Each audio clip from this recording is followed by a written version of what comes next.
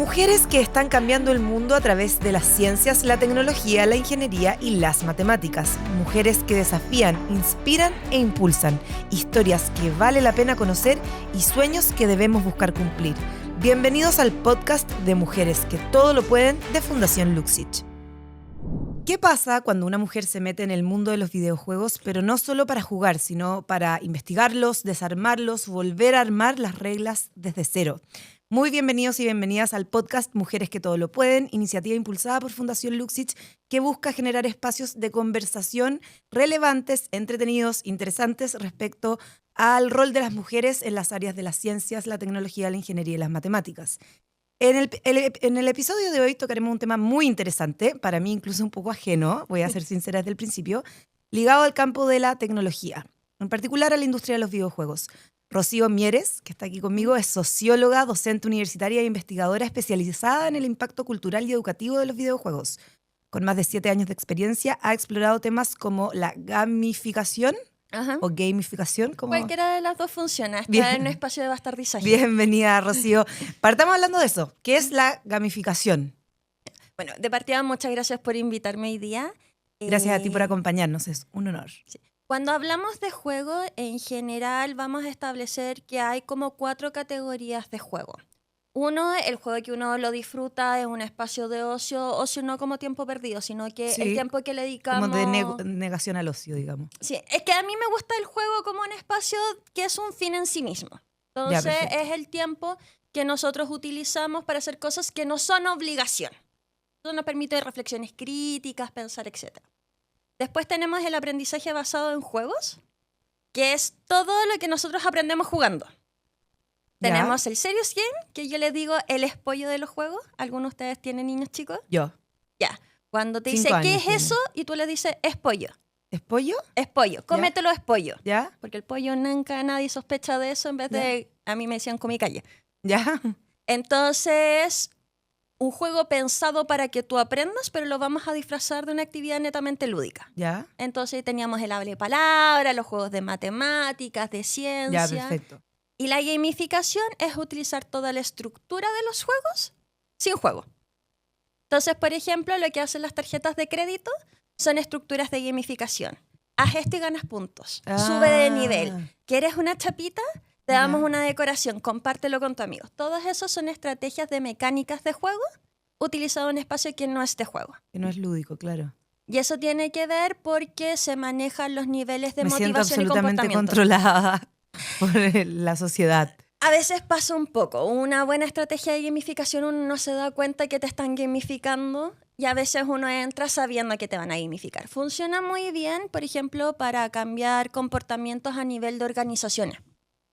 Entonces se utiliza mucho de repente en términos como, oye, quiero que mis empleados sean más saludables y te mete una aplicación gamificada y tú decís, hoy caminé 40 kilómetros en un mes, hoy mi plantita está sana porque tomé agua. Claro. Entonces eso ayuda a generar hábitos y comportamientos. Y lo encuentro súper loco, como, ¿qué te llevó a me imagino que te gustan los videojuegos, y estudiaste sociología, entonces, ¿cómo entraste como a estudiar o a definir cómo esto también es cultura, esto también dicta cómo nos comportamos? Mi historia es súper loca porque yo soy niña de los 90. Eso quiere decir que a mí me tocó el momento en que los papás estaban muy preocupados del Mortal Kombat, de los videojuegos, toda esta apertura cultural de otros países como no entiendo cómo funciona. Y con una madre súper aprensiva al respecto. El tema es que yo alcancé a jugar cuando uno salía a jugar a las calles y a nadie le importaba mucho. Claro. Y me adoptaron un grupo de punkies. Ya. Que fue peor. No. No, pero para tu mamá me estoy imaginando como, mejor toma, aquí tenemos un Nintendo. Y los punkies iban a estos espacios donde uno tenía botillería, minimarket, arcade. ¿Ya? En esa época vivía en la ciudad satélite. Ya, perfecto, ya.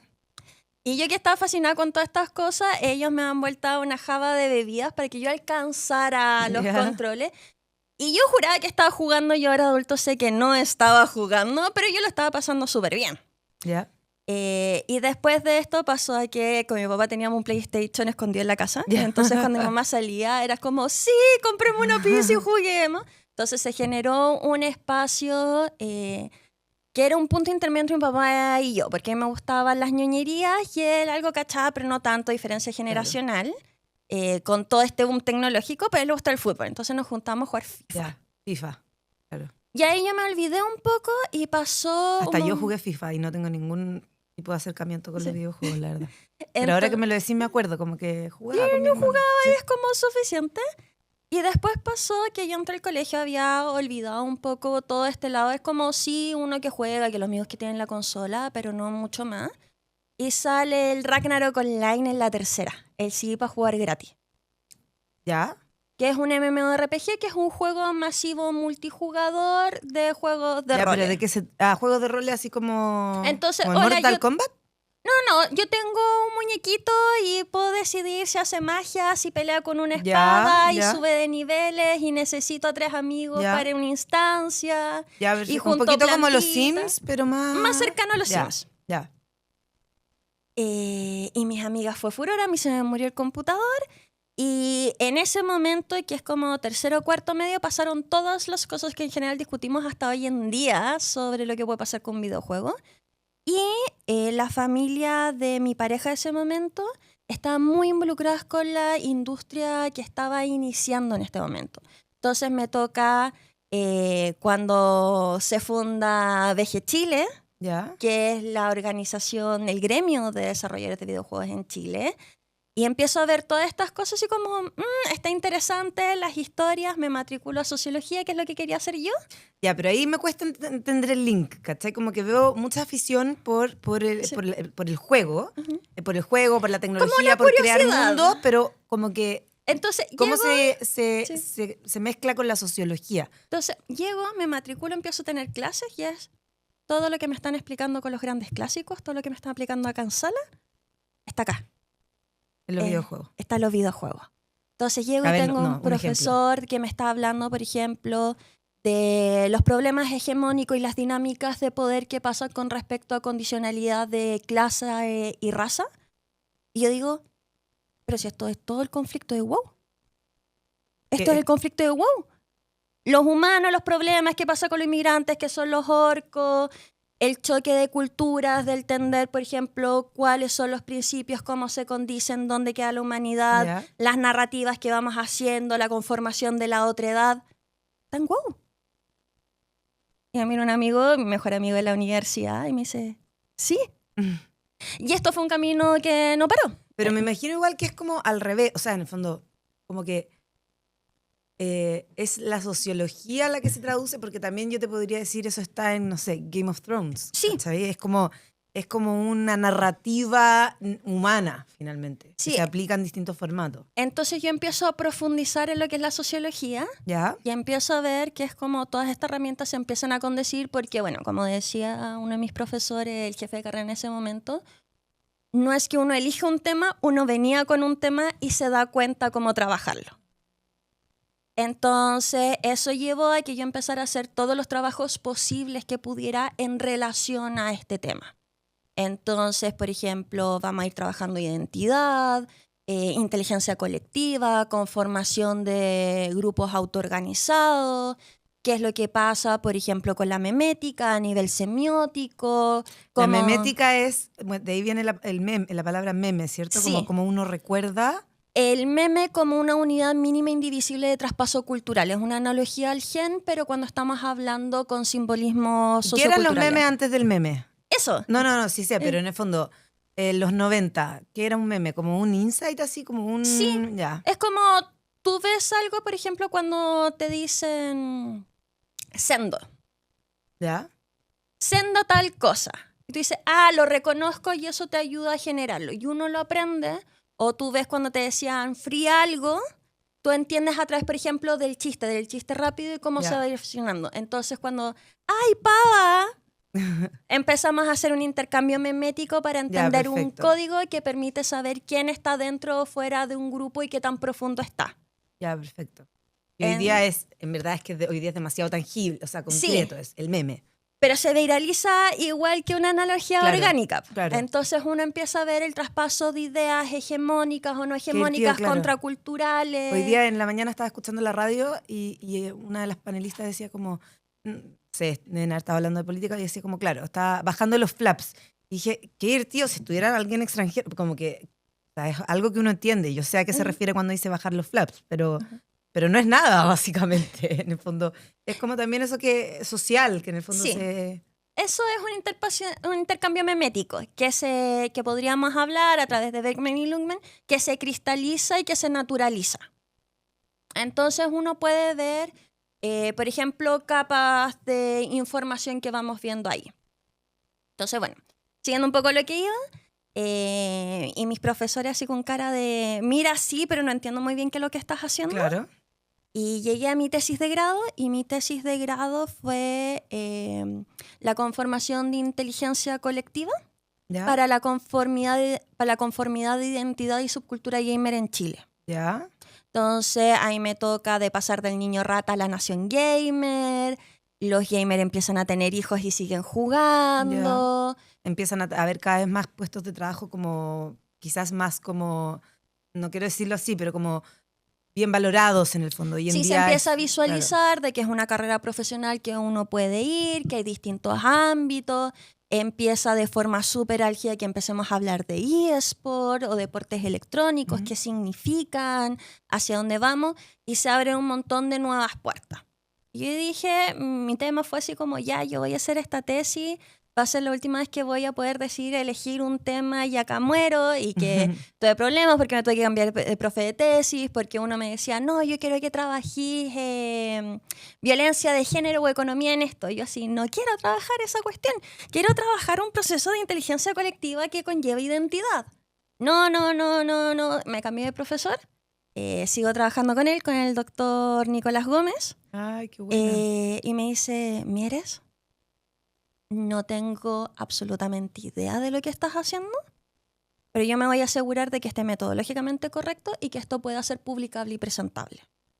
¿Ya? Y él tenía hijos chicos, entonces era sentarnos en la banca de la universidad a discutir y es cómo traducíamos esto, y yo le iba traduciendo lo que los hijos le iban diciendo, así como, oye, mira, mis hijos me están chamullando con estos audífonos. No, sí, como mira, esto lo puedes traducir de esta forma. Él me ha seguido llamando, esto ha funcionado un poco, yo sigo trabajando economías alternativas, mucho con temáticas de género en el espacio digital, entonces con él publicamos y seguimos trabajando y yo creía así como, hasta acá llegaron los juegos, y me fui a meter y empecé a cachar que hay gente que es igual que yo, que está súper metida, que hay una comunidad, habemos más de los que creemos que habemos, y en eso llegaron y me dijeron, oye, tú que investigas y así esto, ¿no querís dar en la carrera de videojuegos un curso que es levantamiento de datos y metodología para experiencia social? ¿Existe una carrera de videojuegos? No tenía idea. Tenemos cerca de 7-10 instituciones que dan carreras relacionadas a videojuegos. Está el College de la Universidad Católica, estaba la Universidad Gabriela Mistral, está la UNIAC, donde actualmente me dedico a hacer clases, la Universidad SEC, Duoc tiene un track. Bueno, me empecé a encontrar con gente que trabaja en música enfocada en videojuegos, programación, diseño 3D, creación de personajes, y esto fue aumentando y de repente yo estaba así como, yo creía que una persona gritándole al vacío y de repente fue como, somos muchos y llegué hasta acá y tengo una vitrina porque ahí empecé como, no sé, es que lo que necesitamos. Pasa mucho que llegan nuevos estudiantes o nuevas personas y llevo todos estos años contestando la misma pregunta, las mismas 5 preguntas como los videojuegos te hacen violentos, la violencia de género es por culpa de los videojuegos, cuántas horas tiene que jugar, no, sino es como vamos a contestar.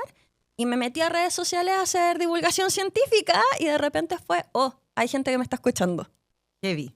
Sí, es como yo de verdad. Después como... también me imagino como de pasar mucho tiempo hablando un idioma que incluso tus profesores no entendían.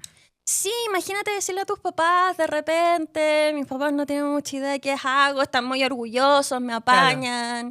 Claro. De repente me pasa a hablar con mis sobrinos y ellos todavía no entienden, es como te pagan por jugar o te pagan porque haces algo con juego. Y es como, hablemosle más adelante. Pero claro, es como, oye, yo sí sé lo que estáis haciendo. No, claro. Ese juego no. Toma, un juego educativo. Claro. Entonces, Oye, ¿y te sigue gustando jugar? ¿O sí, ya es más como, ya tiene una connotación laboral? mira, lo que me pasa es que para mí los juegos son una pasión. Entonces, si bien cuando uno trabaja en algo que le apasiona, igual se sobresatura un poco rápido, Claro. he estado tratando de tener cuidado con la cantidad de juegos. Tengo separados juegos que son por trabajo, juegos que son porque yo los quiero jugar. Y por raro que parezca, termino leyendo más de lo que termino jugando. Mira. Sí.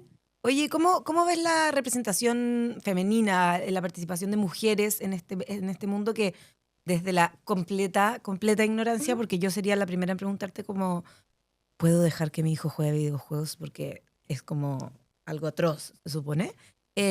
Por lo tanto, desde la completa ignorancia, ¿cómo es la participación femenina en este mundo que a uno le pareciera más masculino, incluso más masculino que los STEM en general, que ya es bastante Sí. tirado a lo masculino?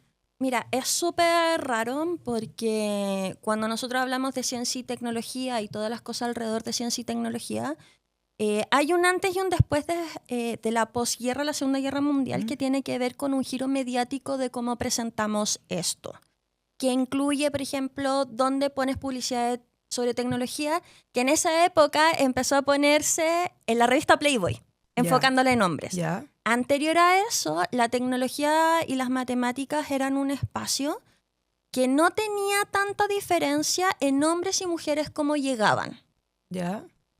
en general en los salones de clase. Entonces todos llegaban más o menos perdidos.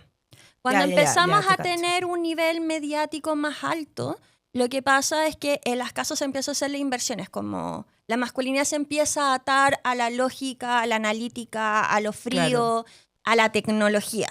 Y esto tiene que, lo podemos ver desde qué juguetes y qué juegos les entregamos a los niños, y empezamos a reforzar roles de género, visibilización e invisibilización. Eso termina siendo que cuando llegas a STEM, a carreras de programación, computación, ciencias de datos, muchos de los hombres lleguen Con una base. con una base y las mujeres no necesariamente. Y los profesores suelen asumir que quienes llegan con esta base es el mínimo esperable y ahí suceden cosas que es como el profesor no me pesca, me siento tonta, y ciertos roles que tienen que ver sobre cómo las mujeres se acercan o no. Por ejemplo, tiene que ser perfecto, no puedo fallar, el tiempo que dedico, la casa, hijo y un montón de problemáticas. Y eso se afecta a juegos, porque los juegos empiezan a venderse como consolas para aprender a programar, ciencia de datos, nuevo entretenimiento, ser experimental, y se empiezan a ofrecer a niños. No obstante, las mujeres, está la clásica historia, es como yo no tenía una consola, pero cuando mi hermano se aburrió de la consola terminó siendo mía. Claro. O sea, yo te puedo decir que en mi casa había un PlayStation, ponte tú, que en verdad lo usaba mi hermano y claro, debo haber jugado FIFA alguna vez, Mario Kart. Entonces empezamos en ese proceso. Creo que tenía un juego de Harry Potter, fíjate. Ahora que me Sí, sí, acuerdo. ese que tenía unos hexágonos súper raros. sí, polígonos. sí. Creo que tenía un juego de Harry Potter, pero that's it, ¿cachai? Ese es mi acercamiento con ese mundo. Pero empezamos de repente que son el juego del celular, el juego de Claro. mesa. Hay distintos tipos de juegos que van viendo distintos tipos de usuarios. Entonces, cuando uno empieza a hacer una revisión, resulta que cerca del 50%, dependiendo del sector geográfico, ideológico y político, Ujú. son las consumidores de videojuegos. Somos la mitad. En los lugares más bajos tenemos 41 que suelen ser en países que tienen problemática de desigualdad de género más alta. Ya. Entonces, ¿pero qué es lo que pasa? Hay una narrativa tan fuerte de que es un espacio súper masculino y heteronormativo que toda otra edad es expulsada narrativamente hablando, a pesar de que siempre han estado ahí. Entonces, pasan muchas veces que las mujeres juegan con avatares neutros. Tú no enciendes el chat de voz a no ser que estés Claro. con personas que sean de confianza. Y los últimos 15 años ha sido un tema de muchas muchachas pero acá estoy. Ya. Trata de echarme de este espacio que también es mío. Y lo que han mostrado muchos estudios es que finalmente cuando tienes hombres, sobre todo jóvenes, que tienen en juegos que tengan algún nivel de competencia, que están por debajo de la media, suelen sentir su masculinidad mucho más atacada y por lo tanto suelen tener comportamientos más antisociales y misóginos. Ya. Que no suele pasar con jugadores que no tienen problema porque no se sienten atacados en me van a sacar de este espacio. Ya. No obstante, este nivel de agresión no se da solo con mujeres, sino que también se da con gente joven o con otros hombres. Y ahí uno puede empezar a desarmar una... Trama superior. Sí, es súper complicado porque yo siempre he dicho que si bien hay ciertos problemas que tienen que ver con violencia y género en videojuegos, no son exclusivos del espacio digital. No, evidente, sino es un que reflejo. Exacto. Claro. Y el anonimato, lo que yo digo, y disculpen lo coloquial que sea, que no tienes miedo de que alguien vaya y te pegue un combo en el hocico, Obvio. o repercusiones, que hoy en día ya hemos aprendido que sí hay repercusiones, Claro. permite que mucha gente diga cosas que no se lo permitiría de otra Claro, hay forma. como una falsa libertad.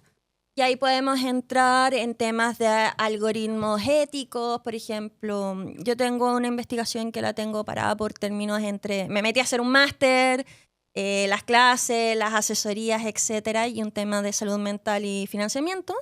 Pero lo que estaba viendo es que cuando tú te metes a redes sociales y tú dices hashtag Assassin's Creed para empezar a ver contenido de Assassin's Creed, empiezas a encontrar mucho contenido Red Pill. ¿Qué es eso? ¿Qué es el contenido red? Es una nueva forma de llegar a contenido dentro de lo que podamos llamar el término umbrella de incel. Me perdiste absolutamente, no tengo idea de qué estás hablando. Es un grupo de jóvenes que creen que tienen... No están, Incel, ya, incel. como ya, perfecto, Ya. ya. Entonces empieza... Igual expliquémoslo para que la gente, Sí. lo sé por la serie Sí. en el fondo. Ya, incel son un grupo de personas que son célibes no por elección propia, sino porque creen que el mundo Que- no les ha dado las oportunidades. Parte siendo un término queer para personas bisexuales y se es apropiado por hombres jóvenes heterosexuales que creen que no se ha cumplido la promesa y la retórica de la hipersexualidad y hipermasculinidad frente a ellos. Y está un poco como famoso el término por la serie esta del niño Sí. ¿cómo se llama? La del niño en... Sí, que comete un Inglaterra. crimen, etc.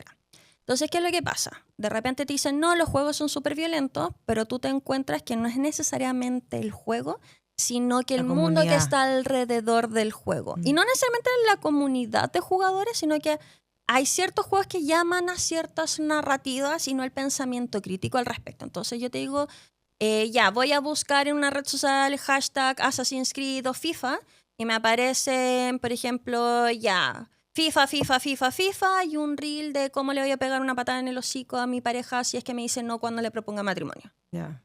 Entonces empiezas a generar un Bueno, es como pipeline. el típico peligro del internet en general. El otro día Sí. alguien comentaba que hay un video, un gol de Messi, no sé cuál es, que es como el video que tiene más pornografía metida entre medio, en el fondo, porque es el Exacto. video que buscan los niños, finalmente. Exacto, entonces se genera un espacio de depredación. Entonces cuando yo hablo con los papás, que es como, no, el juego, mientras tú sigas el PEGI o el SRBG, que te va a decir qué contenidos son sí, contenidos no, bien, Ya. pero te enojo al algoritmo. El Como algoritmo... ¿Qué otra cosa les puede por- mostrar? Sí. Perfecto. Oye, para ir cerrando, porque es demasiado interesante, podríamos conversar toda la tarde, pero quería saber, considerando todo esto que hemos hablado recién, ¿crees que es importante que haya más mujeres en este mundo digital, del gamer? ¿Cuál Sí. podría ser el aporte en el fondo? Mira, yo soy pro que las comunidades sean lo más diversas posibles porque es la única forma de extender el foco de las problemáticas, representaciones y soluciones que vamos teniendo. Entonces, cuando tú tienes cosas como la altura de los micrófonos, que te agarre o no la voz, Claro. Como yo que que estoy sentada en un cojín porque no llego al micrófono. son cosas que de repente uno desde la comodidad un poco más hegemónica que tiene, no son problemas, pero son problemas cuando tú te empiezas a encontrar personas Claro. que también lo utilizan, también disfrutan y también quieren expandir el horizonte de lo que ellos podrían hacer. Cuando las representaciones te abren espacios y esas representaciones solo pueden llegar de forma...